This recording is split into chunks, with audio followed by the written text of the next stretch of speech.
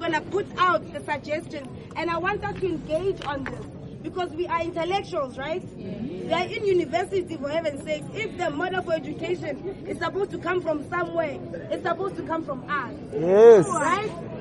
Number one, 5% minimum for companies, education tax. Because there's sugar tax, there's water tax, there's all of these taxes, but there's no education tax. Kanjani? And then number two, the rich that we are talking about should also pay education tax, regardless if they have children or not. What does this do? This puts together everything and actually accumulates more funds for all of us. I don't know if you can dissect it most in your mind. Eh? I don't have to break it down, right? And then number three, nationalization of mines and other strategic sectors. Yes. It cannot be that in 2016 we've got people who don't even stay on this land who own our mines. Nobody was born with gold in their pockets. Nobody came to South Africa with gold in their pockets. If Botswana can give free education with their diamonds, we can give free education with our gold. We are calling out our government to nationalize these mines so they educate us. Because these mines belong to each and every one of you here. Not Rupert, not Rothschild or the likes. They are ours. And we are telling them, nationalize them and take the profits from that, give them to our parents so that they have a living wage and give them to education. Because if we look food, why do we want free education?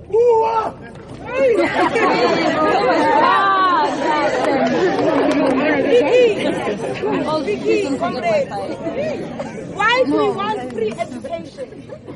For a long time, education has been separating black communities. We know this narrative very well. When you are educated, you automatically become ostracized from your community.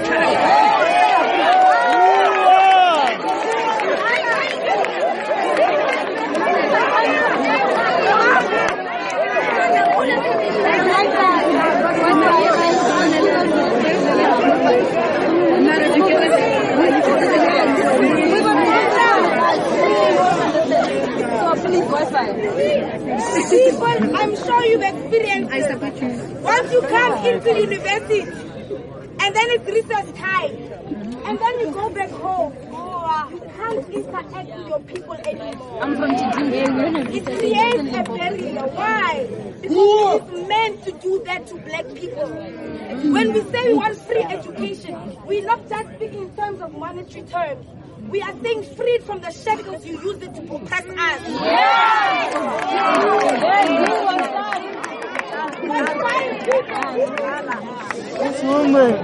When our people are educated in Mamelodi, how does that feed the community of Mamelodi? It doesn't. Why? Because the rest of the community stays down there. They stay downtrodden. Because we know education doesn't give us jobs, right? Yes. Who has a degree here? Are you employed? No.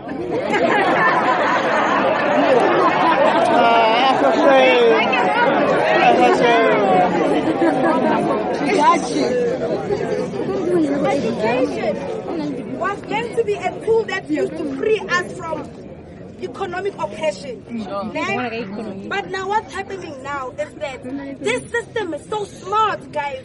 It's on autopilot.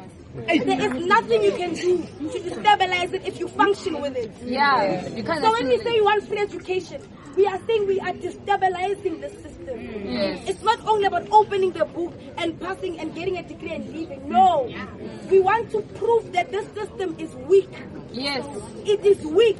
And we must break it together. Nobody must stand outside on the outskirts while we are inside enjoying the master's food. We should not do that to each other. When we are saying free education, we are not saying it's for us. We are saying free is so those from Soweto, from Mamelodi, from Mandela can also come inside. We started, right? I finished my degree. I didn't pay a cent. And design, but no student card and design.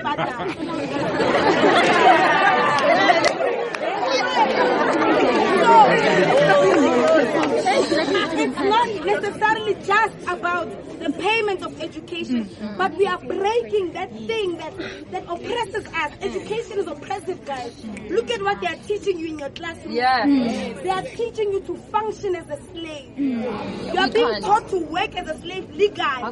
When you get your degree there at LC, you are saying, I am a qualified slave.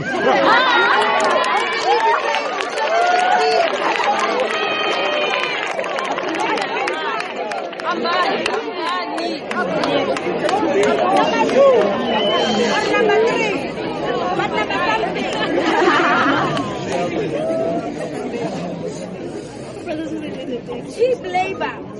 Our parents that you see that are working in these universities and all these other places give cheap labor. Why? Because there is no skill. And if there is, it's exhausted. There's too much of that skill.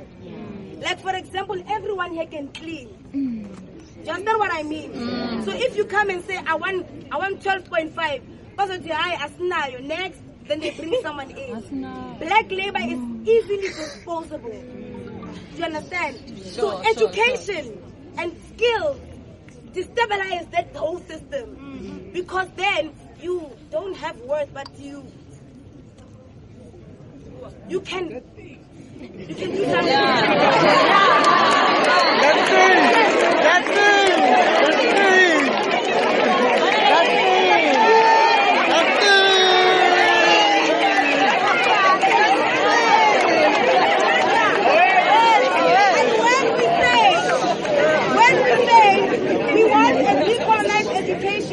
we are also including our younger brothers and sisters. Yes.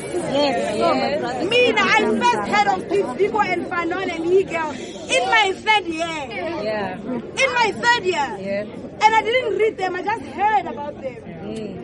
I only got to discover Africanness because of my own will. It cannot be that in Africa, the last thing you learn is Africanness.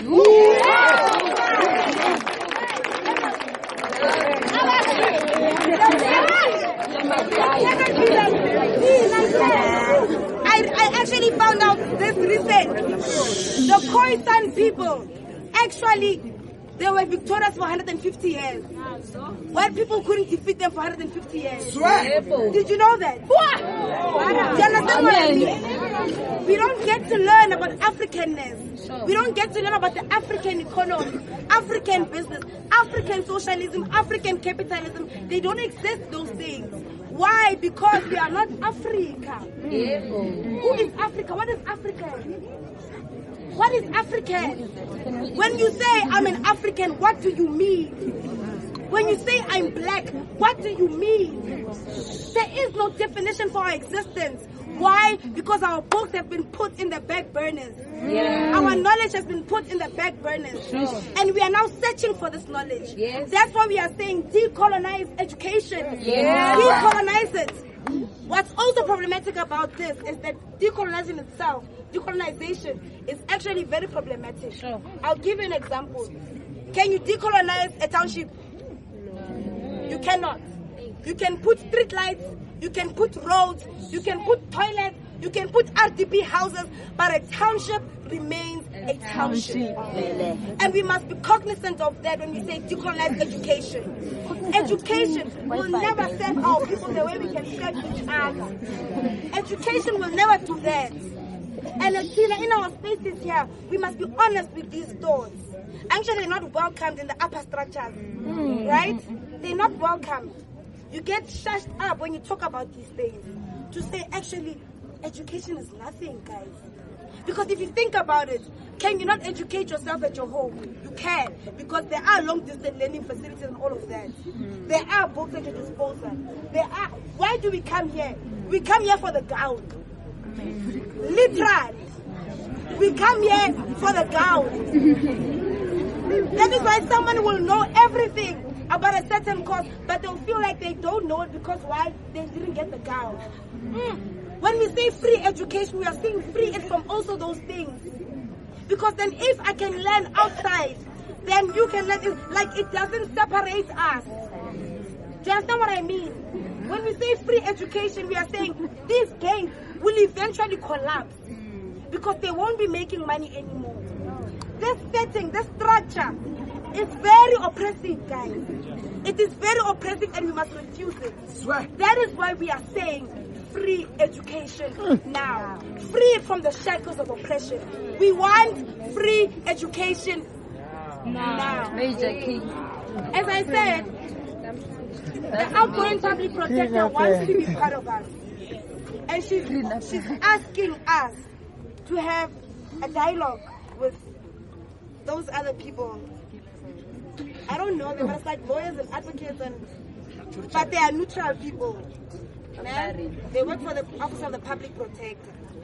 But I can't make the decision and say, okay, yeah, we are available. Because I don't know if you are available. Are you guys available? Why are you available?